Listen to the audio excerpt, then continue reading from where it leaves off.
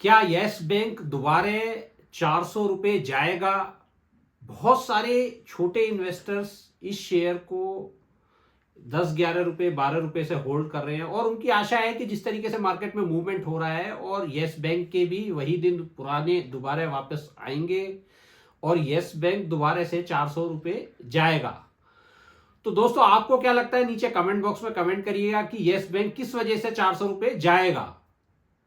तो मैं हूं डॉक्टर अमित कंसल। आज हम डिटेल में इस बात का एनालिसिस करेंगे कि क्या ऐसे फैक्टर्स हैं कि आज यस बैंक को वो वहां तक ले जा सकते हैं या नहीं ले जा सकते हैं। एक डिटेल्ड और एक फंडामेंटल एनालिसिस करते हैं। तो अगर हम देखें कि यस बैंक जब 2020 में जब बहुत जबरदस्त तरीके से डाउनफॉल हुआ था, मैसिव एनपीएस की वजह से गवर्नमेंट ने ऑलमोस्ट टेक ओवर किया था और एसबीआई ने इसमें एक मेजर इन्वेस्टमेंट किया था। उसके अलावा एचडीएफसी बैंक ने, आईसीआईसीआई बैंक ने, आईडीएफसी फर्स्ट बैंक ने और कई सारे बैंकों ने इसमें इक्विटी खरीदी थी, जिससे कि यस बैंक दोबारा से ना डूबे और इस बैंक को दोबारा से खड़ा किया जा सके। तो फ्रेंड्स, अगर हम एक बार नजर डालें इसकी बैलेंस शीट के ऊपर कि किस तरीके से इसमें चेंजेस आए हैं, इक्विटी स्ट्रक्चर में क्या चेंजेस आए हैं यस बैंक के, तो हम वहां से जो है एक जिस्ट निकाल सकते हैं कि यस बैंक का आज क्या स्टेटस है। तो आइए स्क्रीनर.इन पर इसको देखते हैं कि yes bank over the period of years balance sheet और प्रॉफिटेबिलिटी किस तरीके से शेप अप हुई है। अगर हम आज की तारीख में यस बैंक को देखें तो ये लगभग 25 टू 26 रुपीज के बीच में ट्रेड कर रहा है और इसने अभी रिसेंटली जो है 32.8 रुपीज का हाई बनाया है। और जो करंट मार्केट कैपिटलाइजेशन है यस बैंक का वो करीब 73,548 करोड़ है। स्टॉक का जो प्राइस अर्निंग मल्टीपल है, यानी कि कंपनी जितने पैसे कमा रही है, अगर वो 1 रुपया कमा रही है तो उसके लिए 71 का मल्टीपल हम लोग 71 times of that money we are paying, तो 71.8 का प्राइस अर्निंग मल्टीपल है। अगर हम जाते हैं कंपनी की बैलेंस शीट के अंदर कि कंपनी ने जो है किस तरीके का जो है हमें यहाँ इक्विटी स्ट्रक्चर में चेंजेस हुए हैं, तो अगर हम यहाँ पर देखते हैं तो जो कंपनी में 2019 तक जो इक्विटी कैपिटल थी दैट वाज 463 करोड़। तो यहां पर जो है कंपनी का जो फेस वैल्यू है एक शेयर की दैट इज 2 रुपीज, यानी कि कंपनी के 231 करोड़ शेयर्स जो है मार्केट में ट्रेड कर रहे थे, जो कि हम देखें कि मार्च 2020 में 2510 करोड़ इक्विटी कैपिटल हो गई, यानी करीब 1255 करोड़ शेयर्स जो है मार्केट के ट्रेड करने लगे।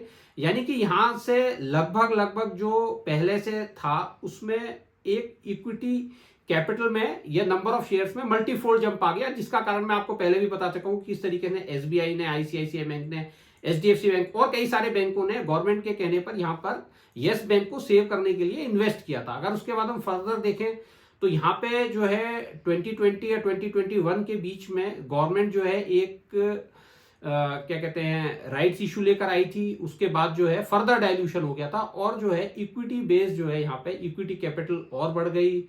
और अभी हम देखें पीछे एक जो है प्रेफरेंशियल अलॉटमेंट भी हुआ था, तब यह 5,751 करोड़ जो है इक्विटी कैपिटल हो गई, यानी कि टोटल शेयर जो है 2,875 करोड़ शेयर्स जो है मार्केट में यस बैंक के ट्रेड करने लगे। तो यानी कि अगर हम इसको समझें कि किस तरीके से चेंजेस आए हैं कि जो नंबर ऑफ शेयर्स हैं जो मार्केट में ट्रेड होने वाले वो मल्टीफोल्ड हो गए, यानी कि जहां पहले केवल जो है 231 करोड़ शेयर्स ट्रेड हो रहे थे, वहां 2,875 करोड़ शेयर्स आज यस बैंक के ट्रेड हो रहे हैं।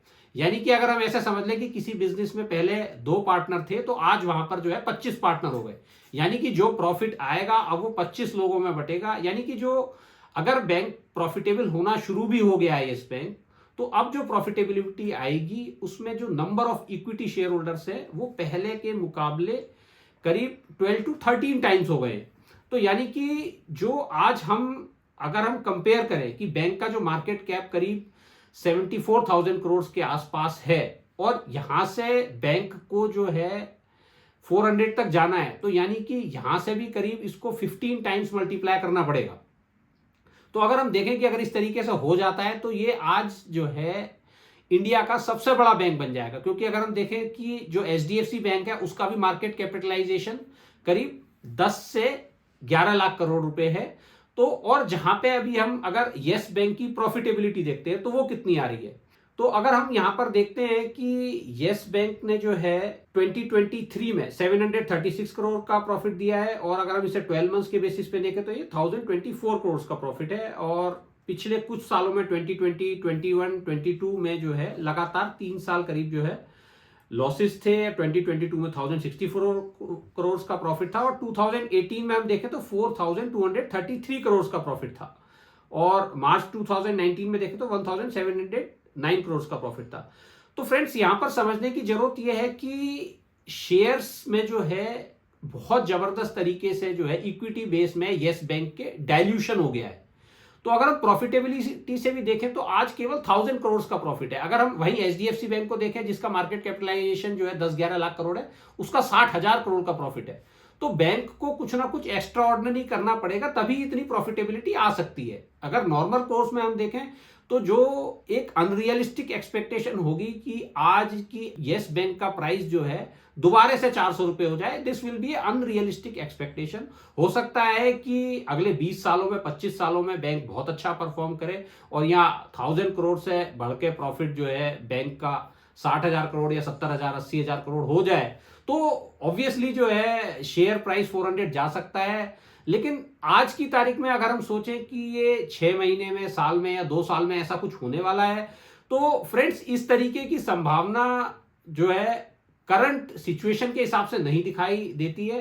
हमें मार्केट में कभी भी इन्वेस्ट करते हुए एक रियलिस्टिक एक्सपेक्टेशंस रखनी चाहिए और समझना चाहिए कि ऐसा क्या हुआ है। यस बैंक में जो वैल्यूएशन यस बैंक की 2018 में, यानी कि जब एनपीएस की वजह से बर्स्ट हुआ था, जो उससे पहले वैल्यूएशंस थी, उतना मार्केट कैप आज की तारीख में 25 रुपए के प्राइस पे ऑलरेडी आ चुका है।